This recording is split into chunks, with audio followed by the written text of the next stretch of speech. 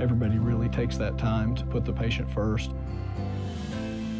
Everybody cares what's happening to me and that I'm making progress and I'm gaining my freedom back and my mobility back.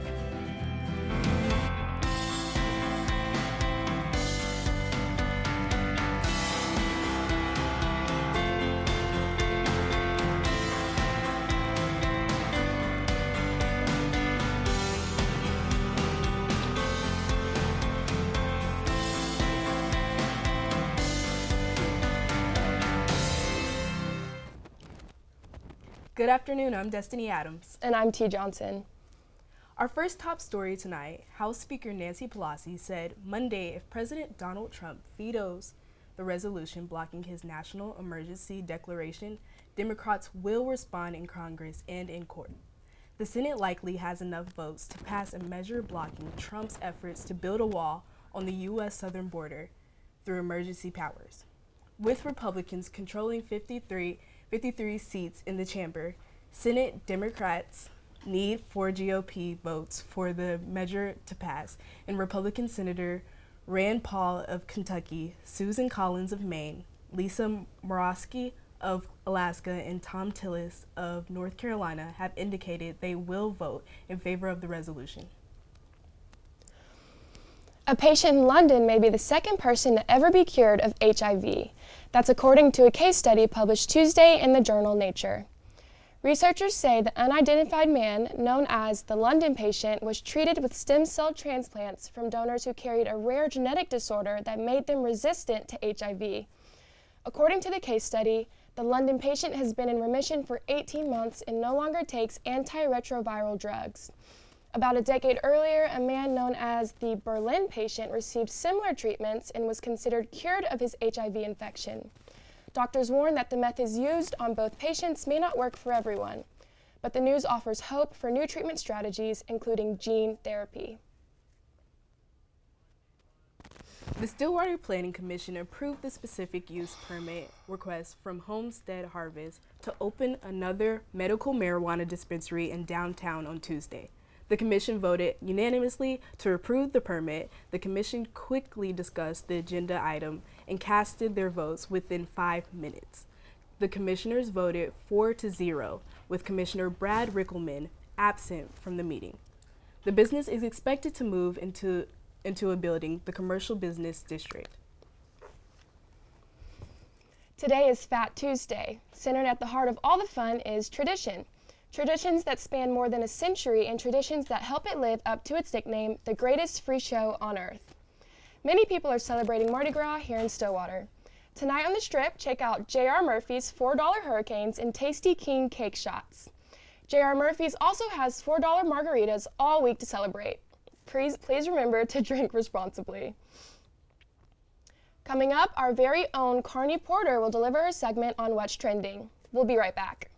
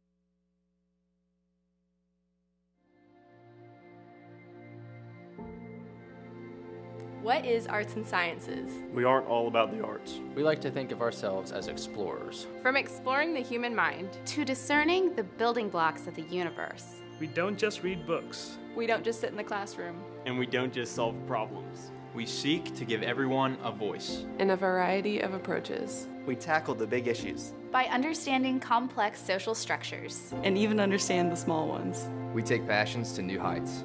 But stay grounded.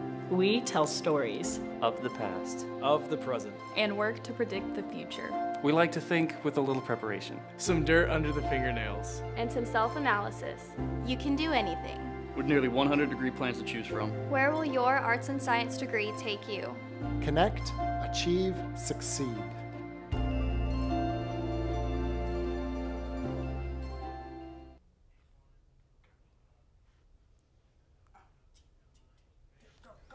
Welcome back. Here's the latest on what's trending.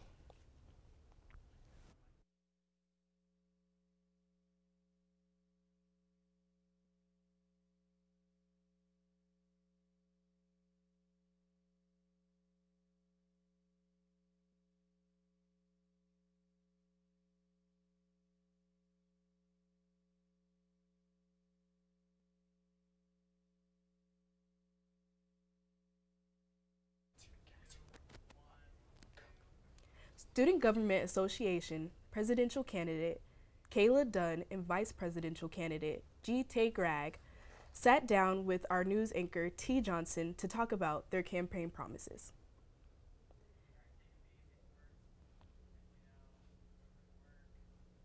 Oh no. Oh.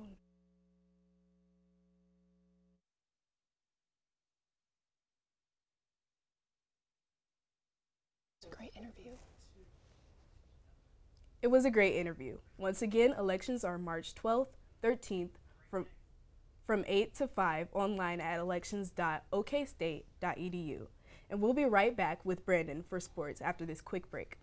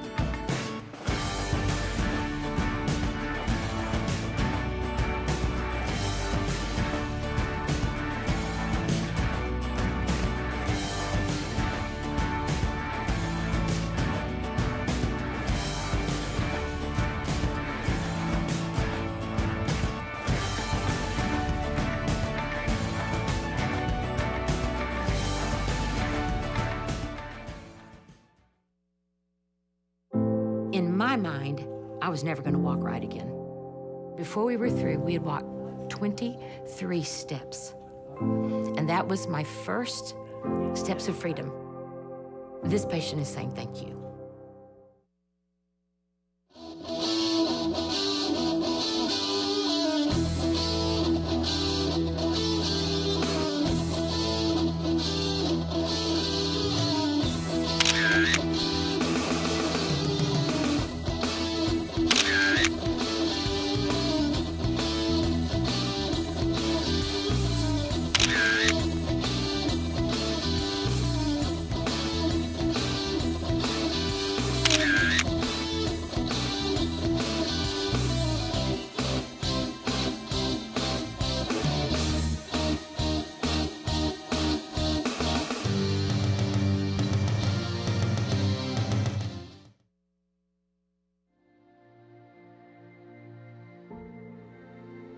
What is arts and sciences? We aren't all about the arts. We like to think of ourselves as explorers. From exploring the human mind to discerning the building blocks of the universe. We don't just read books. We don't just sit in the classroom. And we don't just solve problems. We seek to give everyone a voice. In a variety of approaches. We tackle the big issues. By understanding complex social structures. And even understand the small ones. We take passions to new heights. But stay grounded. We tell stories of the past. Of the present. And work to predict the future. We like to think with a little preparation. Some dirt under the fingernails. And some self-analysis.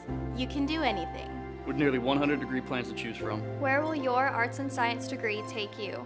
Connect, achieve, succeed.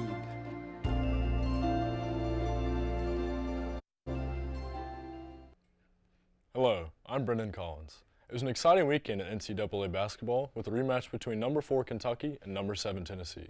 Jordan Bone scored a career-high 27 points and number 7 Tennessee beat number 4 Kentucky 71-52 on Saturday to maintain its home court dominance. The decisive win came 2 weeks after the Vols fell 86-69 at Kentucky, a loss that snapped a school record 19-game winning streak and dropped Tennessee out of the number 1 ranking. The game went back and forth for the first 10 minutes, and a basket by Kentucky's Keldon Johnson cut Tennessee's lead to 17-16 with 10 minutes and 23 seconds left in the first half. But the Wildcats didn't get another basket until Jamal Baker sank a three-pointer with 51 seconds in the second half. Kentucky missed 12 straight field goal attempts as Tennessee went on a 17-4 run that was capped by an alley-oop from Williams to Jordan Bowden. Tennessee built a 37-24 halftime lead and remained in front by at least 13 throughout the second half. Moving on to the NBA, LeBron James and the Lakers are still fighting for the 8th seed in the Western Conference, but the Lakers' postseason hopes look bleak. After winning only 3 of their last 12, the Lakers have a better chance of getting a top 3 draft pick than they do of making the playoffs. Last night, the Lakers fell to the Clippers 113-105 and are now 5.5 games out of the last playoff spot in the West, behind the San Antonio Spurs and the Sacramento Kings. Basketball legend Kareem Abdul-Jabbar put a collection of memorabilia up for sale Monday, and ESPN says it netted nearly $3 million. The 71-year-old sold off 234 items through Golden Auctions, the lots featuring items spanning his entire career. The basketball player said, quote, "Much of the proceeds will be given to his charity Skyhook Foundation, which works to teach children about engineering, math, technology, and science." Abdul-Jabbar even sold 4 NBA championship rings he earned in the 1980s while he was with the Los Angeles Lakers. The title ring from 1987 alone sold for nearly $400,000. Last night, Texas Tech guard Brandon Francis got a very special surprise. He had not seen his mother in 2 years until last night. The team was able to get a visa for Francis's mother, and she came in from the Dominican Republic to watch her son play. I know how much it means to have my mom at my games growing up, and I could not imagine the situation. The Oklahoma State Cowboy basketball team took on the number 15 Kansas Jayhawks this weekend. Here's Cameron Blum to give you a quick recap.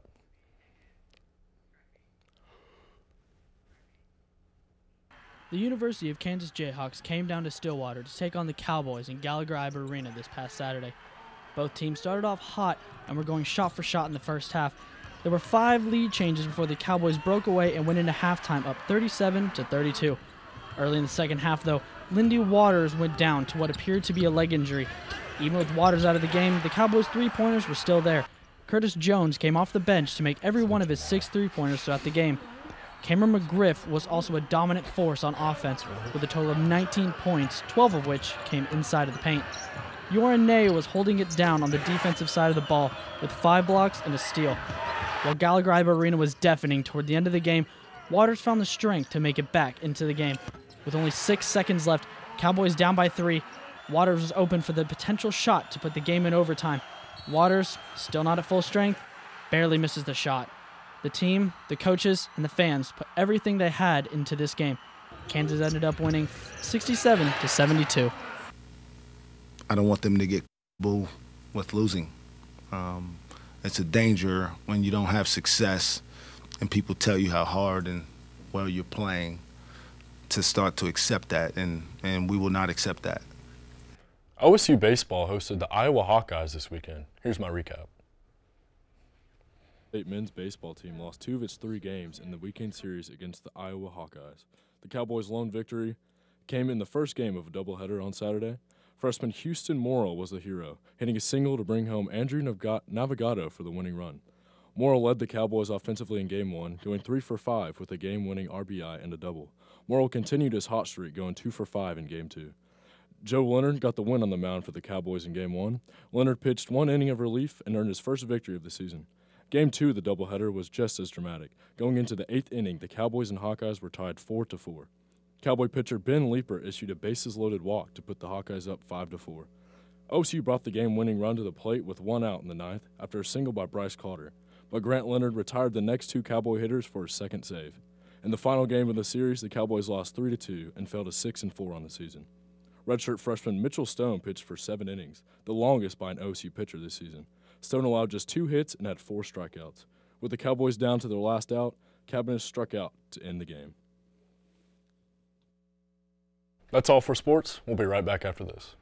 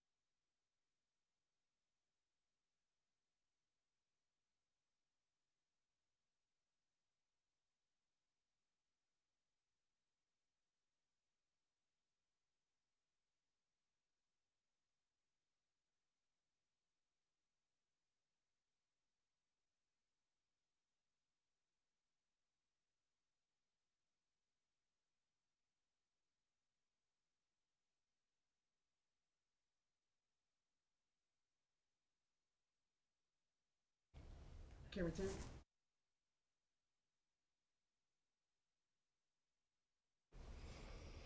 Welcome back, guys. I apologize for those technical difficulties, and we're going to be catching up on homework, sleep, and Netflix originals and what many OSU students did yesterday. Stillwater campus was closed yesterday morning, March 4th, due to extreme wind chill temperatures. This is the 4th time this semester that campus has been shut down due to extreme weather temperatures. It's crazy. Temperatures have went as low as 10 degrees Fahrenheit, leaving many students ill with cold or allergies. Moving further into the week, temperatures are rising with a high of 63 degrees on Saturday and a low of 34 on Thursday. But in Oklahoma, keep your coats out and be prepared for anything. Here's a recap of today's news. House Speaker Nanci Pelosi says she will block Donald Trump's veto in Congress and in court.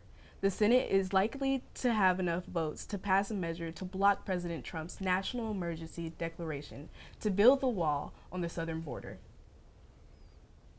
Another patient in London has been cured of HIV using new treatment methods, including gene therapy and stem cell transplants from donors who carry a rare genetic disorder that makes them resistant to HIV. Doctors warn that the methods used on both patients may not work for everyone, but this gives hope to the community suffering from this disease. Stillwater is getting another medical marijuana dispensary in downtown after the commission voted unanimously to approve the permit. The dispensary is expected to move into commercial business district.